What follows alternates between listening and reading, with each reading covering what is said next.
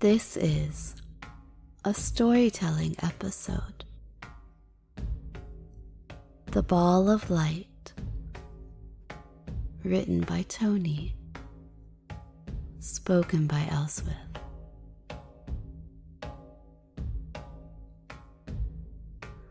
I stand. In my cupped hands there is a ball of light. Become small, I say, and she becomes small. Grow big, I say, and she grows big. I am pleased with myself. Look at me, how clever I am. See what I can do. I try again. Become small, I say. But she grows bigger. I am confused. That's not supposed to happen. I say again, this time with the most commanding voice that I can find, become small. But she grows yet bigger. I sense that she, my ball of light, is looking at me. She speaks. "Oh, my dear little man," she says, "you did not think, did you, that you controlled me? Go on, try again, make me bigger." She is taunting, challenging me. Grow bigger, I say, but I can muster no sense of command now.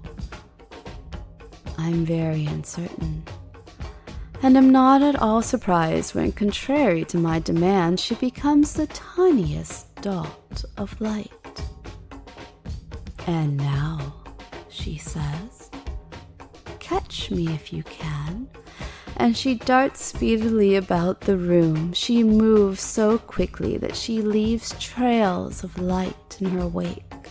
My eyes try to follow her path, but she is too fast for me.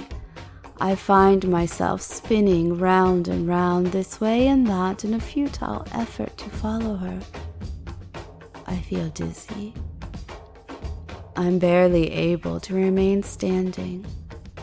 I am likely to fall at any moment. The tiny trails of light take on physical form. They become like ribbons, and she weaves them round and round me in a delicate, yet firm and unyielding web. Soon my arms and hands are gripped closely to my side. My legs and feet are held tightly together. My head is covered, but for openings so that I may see, hear, and breathe. I am bound, tethered, trapped. She comes to a stop. She observes me.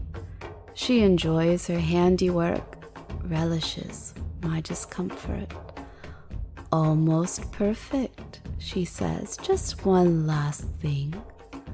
One of the threads remains loose." She holds it like a lead. She gives it one sharp tug, and I am knocked off balance and sent toppling to the floor. I struggle to get up. Bound as I am, I can do no more than raise myself to a kneeling position. But somehow I know that this position is right for me. It is where I belong. It seems to please her too, for she says, "Good, that's better. I was beginning to wonder if you'd forgotten all of your training." And then she waits.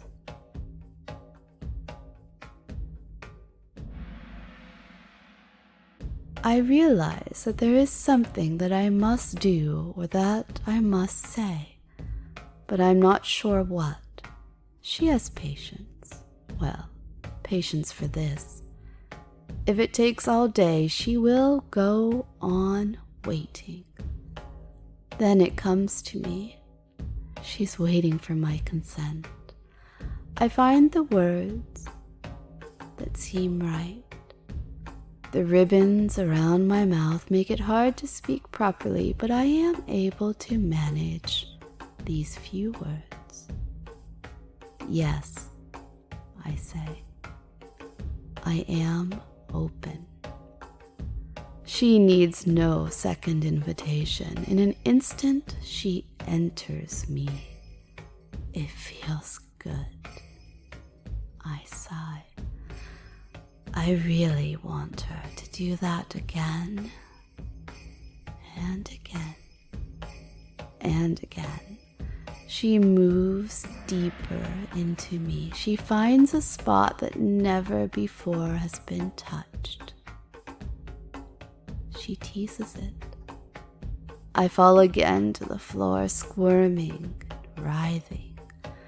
Oh, do it more, please, I beg. Not now, naughty boy, she says. We're not playing that game now. Her voice is sounding more and more familiar. Her light begins to spread inside me. She enters rooms which I long ago locked and barred. These rooms are musty and dark. She fills them with light, fresh air, and her own unique and delightful scent. There is that within me which has become hard and dry. She breaks it up and makes it moist so that the ground within me might become lush and produce good fruit. She finds the source of poisons which have infected me and caused me to hurt others and myself. She removes them and sees to their destruction. She opens doors to enchanting rooms that I did not even know were mine. They promise to give me new pleasures that I could not before imagine. Soon, I have an inner glow of her light. Creativity and love are coursing through me. Pleased with her work, she returns to the delightful spot and teases it some more. Everything within me feels to be on the edge of an explosion. But as I approach that moment, she stops. I am plunged into darkness. I can see nothing. I can hear nothing. The delicious touches have gone. I would cry out with pain and disappointment, but I don't seem able even to make a sound. I do not know how long I am held in this nothingness. It could be just a moment. It could be for eternity. Then, all the lights are back on. I can see and hear, and the teasing touches begin again, tantalizing and tormenting me, and oh, how I want the explosion, but oh, how I want the teasing to go on forever. Then, with her light still inside, I notice that she is at the same time outside, looking at me once again. She begins to grow. She rises in front of me like a wave, building in stature. Soon I am craning my neck, looking up. She feels to be as high as a mountain. My bonds have fallen away, so I could get up and run, but I am frozen. I can't even look away despite the dizziness and terror that this vision has produced in me. From a tremendous height, she leans over me, and I know that the wave is about to break. Drops of light begin to fall from the top of her arc. The light has taken the form of liquid. She is like water about to rain on me. She pauses for a moment to look. She sees me, trembling, small and vulnerable. She sees the mischief she's about to make, the chaos she is about to create. She sees her own immense power and enjoys it. The wave breaks as she swoops down upon me in a mighty rush. Her liquid falls on my face. It brings back a memory of an orator, me standing before a font, my hands unable to resist splashing myself with the cool, cleansing water. It is the most precious memory of my little life. The moment when my mistress bound me to herself. And I know that moment and this moment are the same. For me, there is only ever one moment. The moment of my mistress taking possession of me. I take what I know will be my last breath. The water engulfs me and submerges me. I am totally immersed and consumed. My urgent desire for life and to survive make me hold on to this last breath for as long as possible. But soon I can do no other but breathe in, knowing that it will only be water that fills my lungs. But no, I'm wrong. Here in this light, I can breathe, and I do so. Deeply and easily in the regular pattern that my training has made natural. I find my center.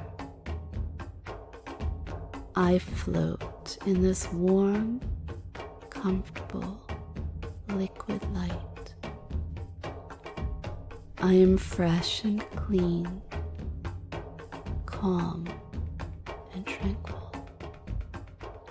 I find that in this light, I can move and dance with grace, joy and delight. I am a beacon glowing with her radiant light. I am glorious. I am reborn, remade, happy. She speaks to me again. You did not think, did you, that I'd come to destroy you? Have you learned so little of me?